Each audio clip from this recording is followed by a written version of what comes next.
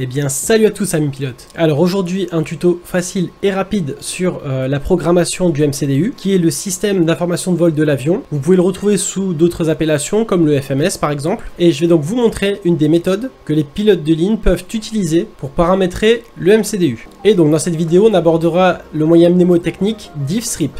J'ai trouvé cette méthode en essayant de trouver un moyen de paramétrer le MCDU de manière plus pro. Elle ne vient pas de moi, mais d'un pilote américain qui a ouvert sa chaîne et qui partage des techniques professionnelles étant pilote sur Airbus A320 lui-même et également instructeur certifié. Et j'en profite pour vous donner le lien vers sa chaîne. Donc il s'agit de V1 Simulations. Il est absolument excellent.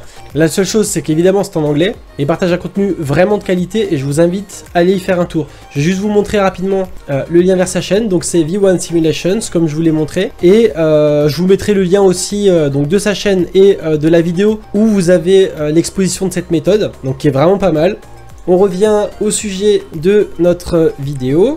Et donc, nous, aujourd'hui, on va paramétrer le MCDU. Et je vais juste commencer par vous dire un petit mot sur le plan de vol. Alors je vais simplement vous expliquer vraiment très succinctement le plan de vol.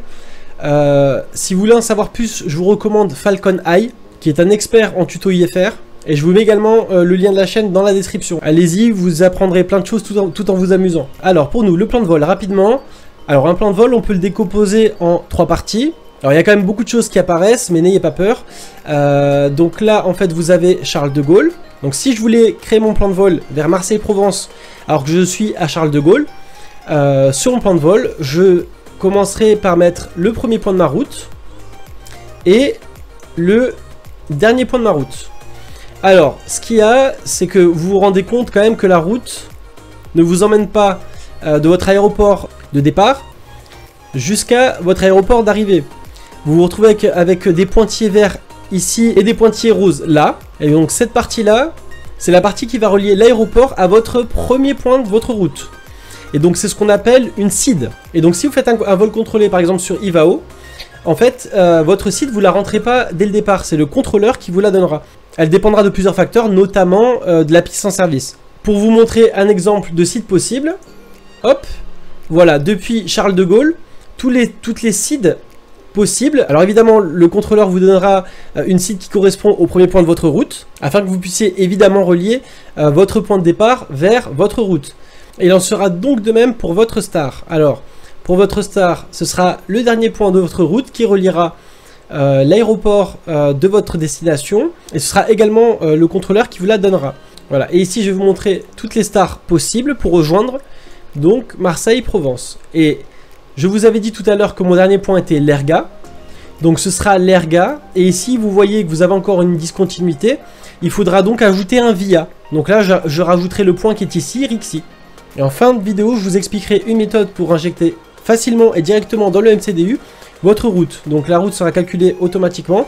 Vous aurez juste appuyé sur un bouton et ça vous exportera le plan de vol. On arrête le blabla et on passe à la pratique. Quelle est cette méthode diffstrip ? Alors voilà, la première lettre de l'acronyme, c'est le D, donc data. Alors on vient se rendre ici sur data, AC status, donc vous allez regarder ici. Et ici vous avez votre cycle actif d'ERAC. Et donc les ERAC pour schématiser, c'est juste pour savoir si vos données de navigation sont bien à jour. Donc on voit bien ici 06-2020, donc mon ERAC est bien à jour. Donc j'en ai fini avec le D, maintenant je passe à I. Donc voilà, le I c'est pour init. Et donc en fait ici on va respecter la forme demandée. Donc on voit bien ici 4 espaces 1/4 espaces. On va faire la même chose pour renseigner l'aéroport de départ et l'aéroport de destination. Supposons que nous voulons planifier un vol de Paris-Charles de Gaulle vers Marseille-Provence. Donc j'entrerai ici LFPG pour Paris-Charles de Gaulle, vous voyez. Je fais le slash, comme demandé ici, et je vais marquer mon aéroport de destination, c'est-à-dire Marseille. LFML. Voilà. Et donc, j'ai juste à cliquer au niveau de la ligne du caractère libre, ici, vous voyez, et j'ai bien réussi à l'entrer. Alors maintenant, j'ai deux possibilités. Soit, je peux charger un plan de vol, donc très facilement, comme je vous l'ai dit tout à l'heure, je vous montrerai ça à la fin. Ou alors, on va faire le plan de vol de manière manuelle, et là, c'est ce qu'on va voir ensemble. Donc ensuite, donc là je vais passer assez rapidement parce qu'il n'y a pas grand chose à dire. Là, c'est le numéro de vol, par exemple Air France 193 ici, vous mettez votre numéro de vol, flight number.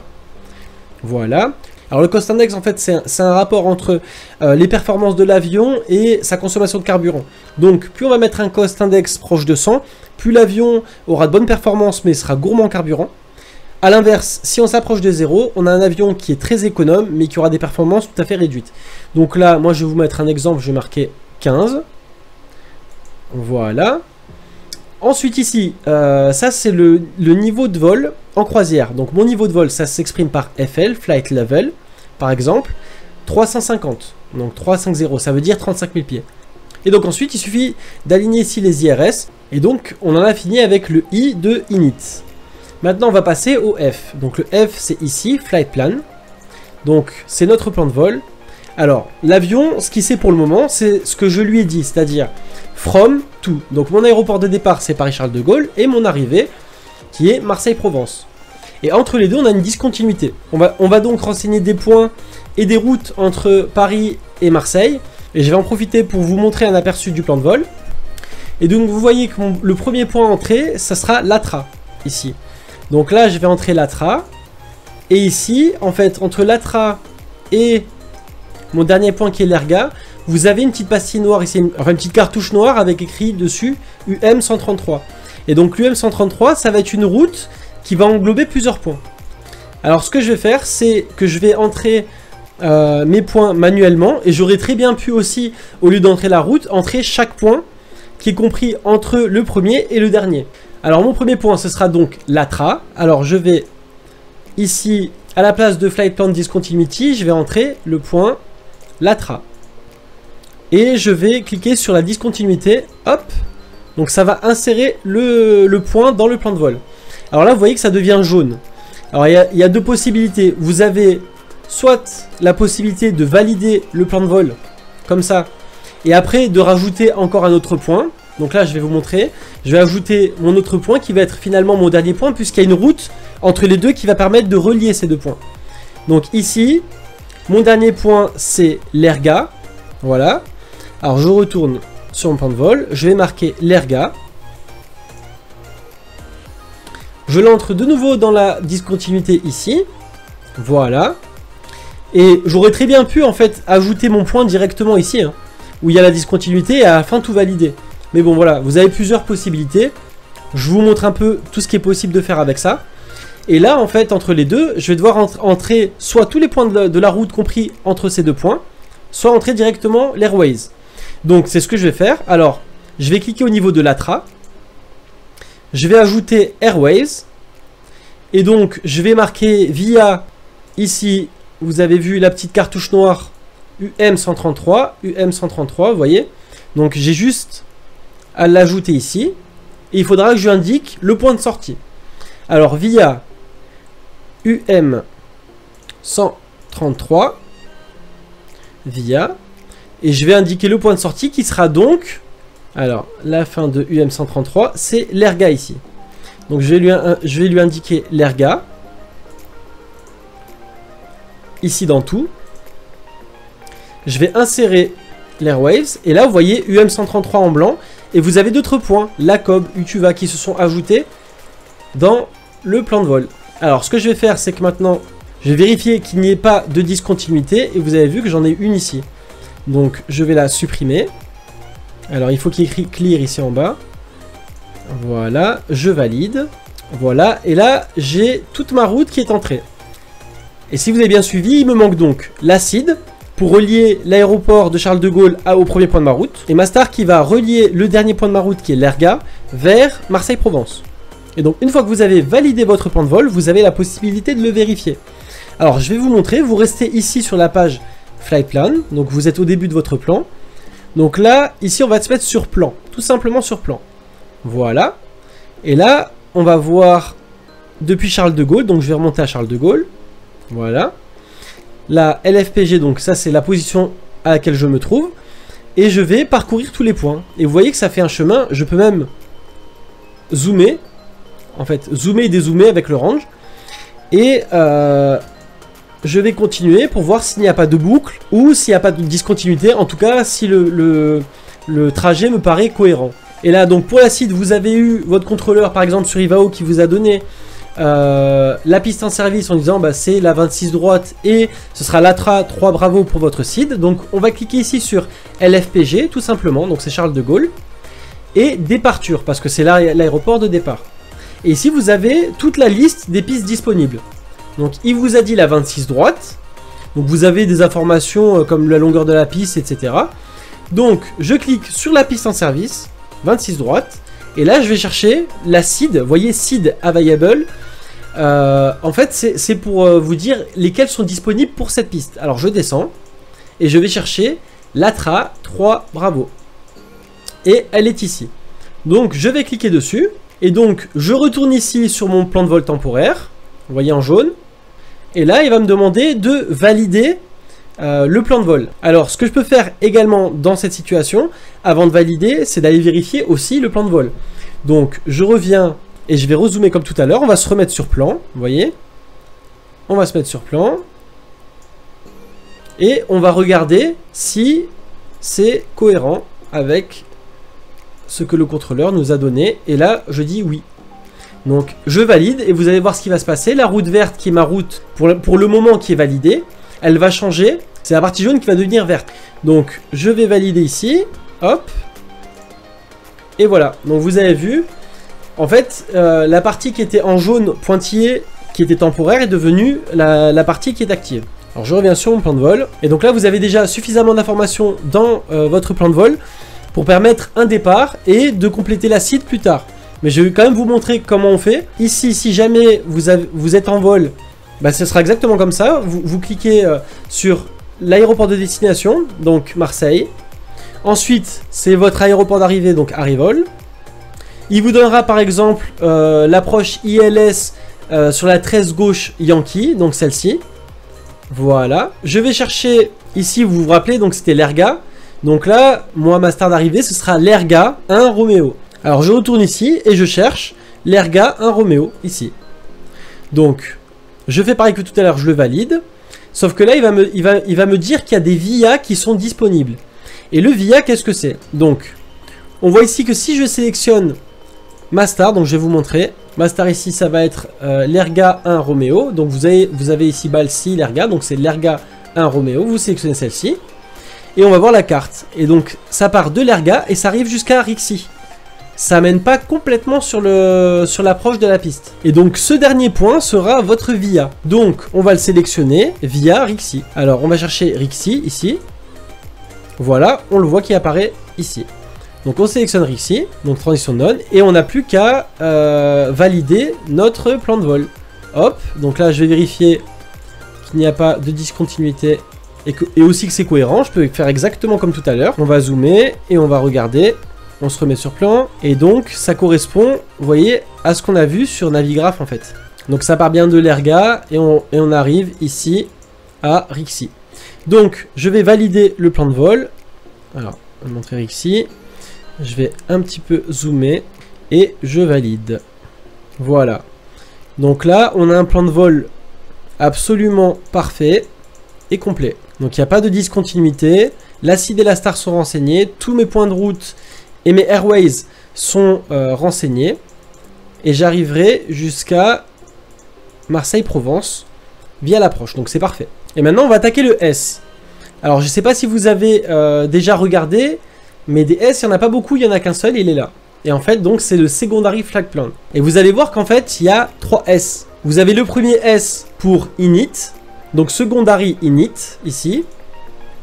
Voilà. Et je vais choisir, en fait, un aéroport à proximité de ma destination, par exemple. En fait, ce sera un aéroport alternatif.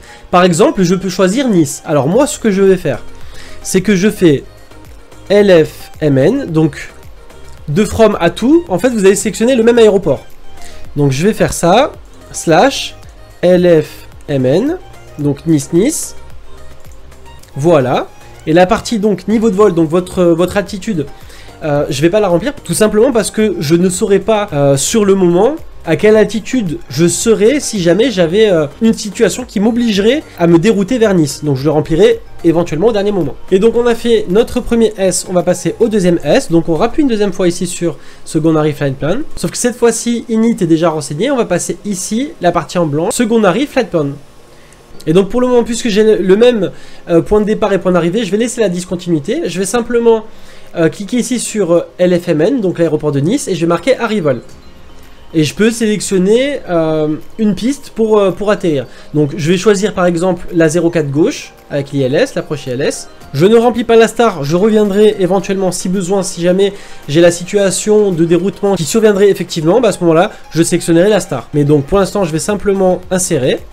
Et maintenant, je vais passer au troisième S. Donc, il y a 3 S pour le plan de vol secondaire. Je rappuie une fois dessus. Et je vais renseigner la partie performance. Alors, évidemment, take-off, on ne part pas de cet aéroport. C'est un aéroport de déroutement. Donc, je vais directement me diriger vers éventuellement descente. Ici. Et donc, je vais prévoir ma vitesse de descente. Bah, en cas de déroutement, j'aurai peut-être plus de charge de travail. Donc, j'effectuerai une descente quand même à vitesse relativement réduite. Voilà. 250 nœuds. Donc vous remplacez la partie descente et vous remplissez la partie approche. Donc pour le plan de vol secondaire. Alors toutes ces informations là, vous les aurez en consultant le METAR de Nice. Donc si par exemple à Nice, vous avez un QNH à 1023, une température de 25 degrés et un vent du 0,45 10 nœuds, eh ben vous le rentrez, quitte à le modifier au dernier moment. Alors j'ai terminé la troisième partie du plan de vol secondaire. Je vais donc passer à R. R pour radio navigation ici. Et donc là vous voyez que quand j'ai entré mon plan de vol en sélectionnant ma CID, etc. En fait ça l'a rempli automatiquement. Mais je peux choisir d'avoir un VOR secondaire. Ce qui pourrait éventuellement m'aider en cas de problème après le décollage. Donc moi je vais sélectionner ici le VOR de Pontoise en secondaire. Donc je vais vous montrer où est-ce qu'il se trouve. Alors actuellement on se trouve ici à Charles de Gaulle. Et donc le premier VOR qu'on va avoir, 117.05, c'est celui-là, c'est le VOR de Charles de Gaulle. Mais sachant que ma CID va passer par ici, je vais vous la montrer. Et donc voilà, sachant que ma CID, ici, c'est la jaune ici, vous voyez, je passe relativement proche de Pontoise et je me dis qu'en cas de problème, je pourrais paramétrer le VOR de Pontoise pour éventuellement après adapter un retour. Voilà, donc je vais ajouter Pontoise. Et donc le VOR de Pontoise, c'est 111.60. Alors je viens ici. Je vais donc écrire 111.60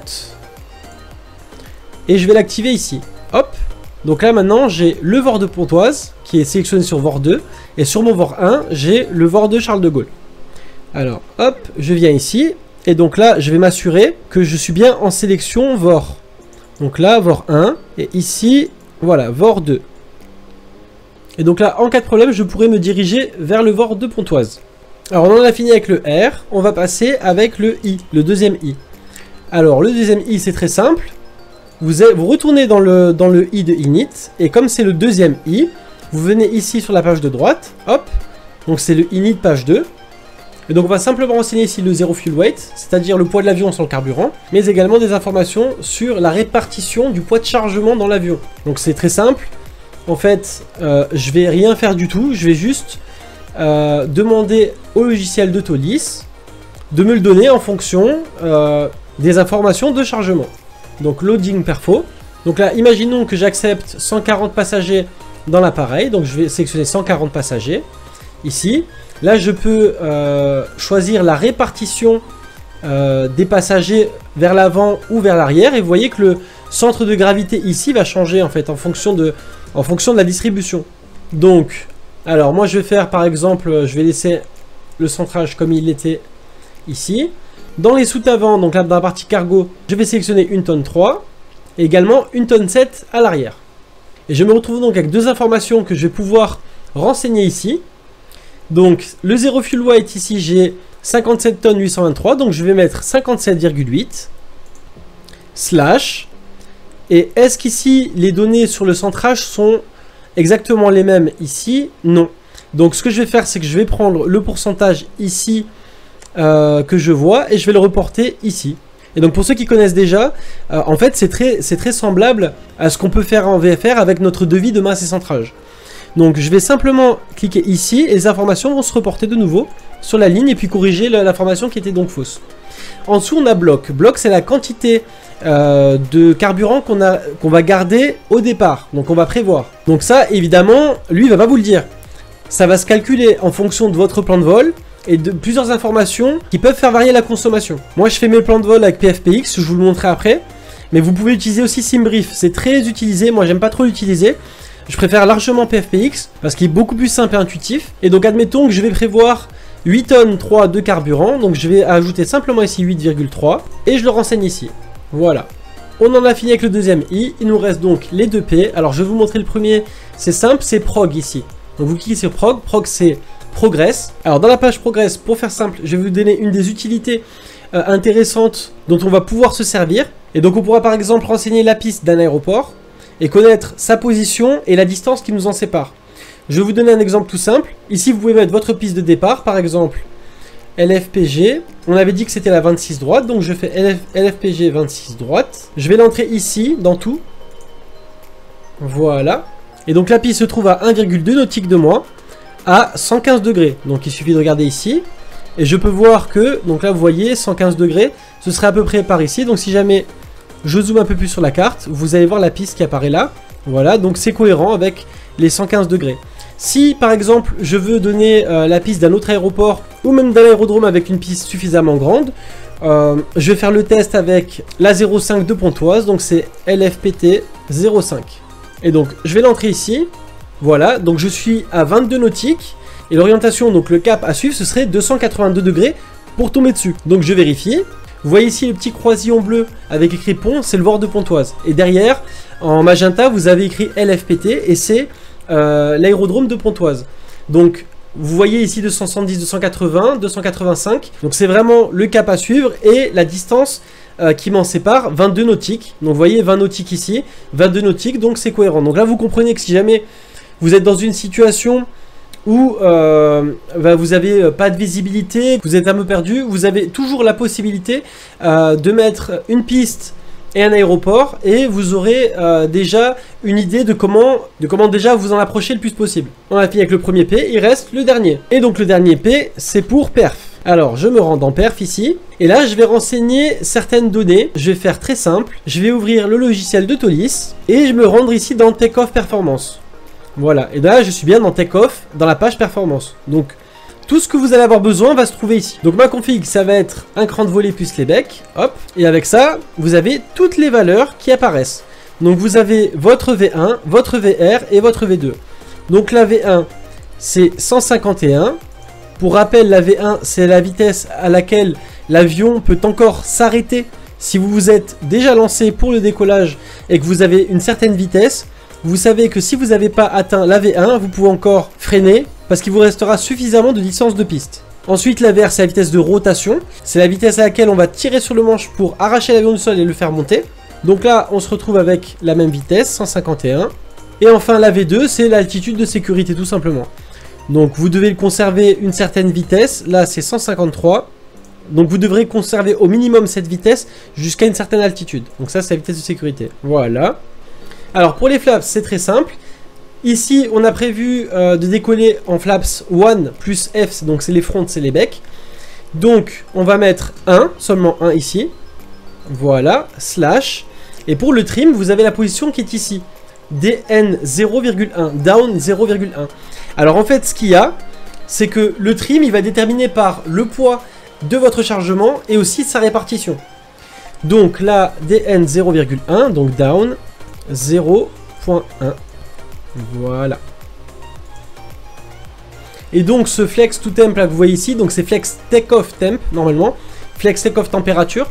En fait ici on va simplement tromper l'avion, on fait croire à l'avion que la température est différente afin de réduire sa poussée au décollage. Et ça permet notamment de réduire la consommation et l'usure. Et donc là je n'ai plus besoin de Tolis. Alors là pour la page perf, il va falloir que vous balayez les pages pour vérifier si les informations vous conviennent. Donc en montée, on aura bien 250 nœuds et 0.77 Mach, c'est tout bon. En croisière, 262 nœuds ou 0.77 Mach. Enfin, en descente, donc j'aurai 277 ou 0.77 max, ça me va. La dernière page que vous voyez ici, ça c'est la page d'approche. Alors, vous pouvez déjà la remplir maintenant, mais si vous ne le faites pas, quand vous allez vous rapprocher de votre destination, vous verrez écrit en orange Enter destination de data. Et donc il faudra aller dans la page de performance jusqu'à ici l'approche. Et en fait, l'avion aura besoin des données de météo concernant l'aéroport de destination. Donc, admettons qu'à Marseille, le QNH soit à 1018, température 21 degrés, et que le vent soufflera du 135, 15 nœuds. Donc je l'entre ici. Et pareil, on va rentrer ici les données de hauteur de décision. Donc je vais regarder par ici. Donc sur LFML par l'ERGA. Donc on va regarder l'approche sur la 13L. Et donc là, je déciderai de remettre les gaz. Je vais prendre un exemple. J'aurai 208. Donc je vais rentrer simplement 208. Sur l'ILS en cas d'approche manquée, je sélectionne ici. Voilà, j'atterrirai en configuration 3. Volet full, c'est parfait. Et enfin, vous aurez la possibilité de paramétrer ici votre Go Around, si besoin. Voilà, donc maintenant, vous savez déjà paramétrer complètement votre MCDU.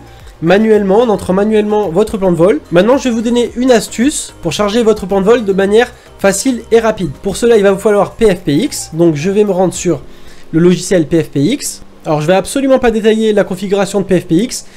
Si vous le cherchez bien, il y a Loulou31 qui a fait beaucoup de vidéos là-dessus. Et moi, c'est celle que j'ai suivie pour le paramétrer au départ, quand j'ai commencé. Et vous avez donc simplement, pour résumer, les données de l'avion à entrer. Donc évidemment, vous n'aurez pas les mêmes performances et la même consommation si vous avez un Boeing 777 ou un Airbus A319, ça c'est sûr. Donc ce qu'on va faire, c'est que je vais vous montrer comment j'entre un plan de vol en quelques secondes et je peux déjà juste terminer le paramétrage de mon MCDU et déjà commencer à voler dans les 3 minutes. Donc j'ai entré le numéro de vol comme j'ai fait tout à l'heure. Donc là c'est AF 193. Voilà, et je pars de LFPG et ma destination LFML. Voilà, donc là je sélectionne mon avion. Donc, alors je vais prendre l'Airbus A319 que j'ai déjà configuré, donc tout le poids de l'avion, etc. Ses performances sont entrées déjà dedans. Donc je vais faire Save. Voilà, et je vous montre. Donc là il y a un plan de vol direct. Ce que je vais faire, c'est que je clique 2 fois dessus. Et voilà ce que je vais faire. Donc ici, je vais prendre pour payload, j'avais dit 140. Bon, j'ai mis 140 adultes. Pour le fuel, je vais ajouter extra time 30 minutes et all time. Si jamais on me demande de rester dans un circuit d'attente, j'ai prévu pour le retard et pour l'attente. Ensuite, les coûts, j'y touche pas. Et la route, donc regardez, après, moi j'ai Active Sky ici qui est relié directement et donc qui injecte les données météo. J'ai toujours eu les bonnes pistes en service. Donc, pour la route, je vais simplement ici, vous voyez, il y a écrit Find Route. Vous appuyez une fois et il a configuré la route ici. Il vous reste à ajouter les alternates, donc c'est les aéroports de dégagement. Vous pouvez le choisir vous-même. Donc là, moi je le fais par exemple automatiquement. Voilà, il va m'en proposer plusieurs. Je fais Complete Flights. Je viens dans Summary pour observer la quantité de carburant qui me conseille d'embarquer. Donc là il me donne bien 7 tonnes. J'ai entré 8 tonnes 3, donc je suis très large. Et ici en cliquant simplement sur export, je vais pouvoir envoyer mon plan de vol directement dans mon MCDU. Et je vais vous montrer comment on fait. Alors j'ai juste une chose à faire parce que là vous avez vu que le plan de vol était déjà entré. Donc si je vais dans Init, là je vois que j'ai déjà quelque chose qui est configuré. Donc pour vous montrer que ça fonctionne, je vais retourner dans Data. Je vais annuler je vais éclairer, en fait, je vais nettoyer ce que j'ai déjà fait. Je vais sélectionner, voilà, un autre ERAC. Je remets mon ERAC en actif. Donc là, on voit bien que ma page Init est désormais vide. Et je vais vous montrer, je vais envoyer le plan de vol. Donc je vais faire Export vers Xplane, ici. La route, ce sera LFPG LFML 01. Donc je vais sauver dedans. On voit bien que c'est passé en vert, ok. Et là maintenant, j'ai deux options. Soit j'écris from to et je charge mon plan, soit sinon j'écris la compagnie route qui est ici. Donc LFPG LFML 01. Alors je vais marquer en from to, ça va être plus simple. LFPG LFML. Donc je le mets dans from to, j'ai plus qu'à faire load. Et donc là vous voyez que LFPG LFML 01 est apparu ici. J'ai plus qu'à cliquer une fois dessus. Alors je vais renseigner le cost index, hein, je mets 15, hop. Et voilà, alors, il y a destination et l'aéroport de déroutement mismatch. Donc ça, c'est des choses qu'on va devoir mettre à jour. Donc ça, c'est pas bien grave. Vous faites clear. Et vous allez de toute façon, il faut examiner toujours le plan de vol. Donc il faut s'assurer qu'il n'y ait pas de discontinuité. Donc là on n'en a pas. Il faut donc vérifier l'acide avec le contrôleur. Il va vous dire par exemple piste 26 droite, voilà. Ici on va prendre l'ATRA, voilà, l'ATRA 3 bravo, pardon. On valide, voilà. Et donc là j'ai mis à jour mon plan de vol. Alors je vais le vérifier maintenant pour voir qu'il n'y ait pas de boucle ou d'autre chose de ce genre. Et là je vais regarder s'il est cohérent avec ce que j'avais prévu. Voilà, donc pour l'instant il l'est. Je devrais mettre à jour entre l'Erga et Marseille. Vous avez la petite flèche blanche qui descend de point de mise en descente. Donc avant ce point, il faudrait que vous ayez déjà votre star pour savoir sur quelle piste vous allez arriver. Et enfin, comme j'avais eu un message tout à l'heure me disant que mon aéroport secondaire n'était pas ne correspondait pas avec le plan de vol de PFPX, c'est normal parce que j'avais laissé choisir automatiquement. Je peux quand même moi-même le mettre. Donc si par exemple je choisis LFMN pour Nice, je peux très bien l'inscrire ici. J'ai les restes de mon plan de vol secondaire de tout à l'heure qui sont encore dedans, mais sinon vous faites exactement la même chose. Alors voilà, tout ce qu'il vous reste à faire, c'est d'intégrer ce paramétrage au milieu de la procédure Cold and Dark, et vous avez une procédure de démarrage qui est vraiment complète. J'espère que cette vidéo vous a plu et surtout qu'elle vous aura aidé. N'hésitez pas à vous abonner si c'est le cas, c'est toujours encourageant et ça fait plaisir. Sur ce, je ne vous retiens pas plus longtemps, je vous dis à très bientôt, ciao.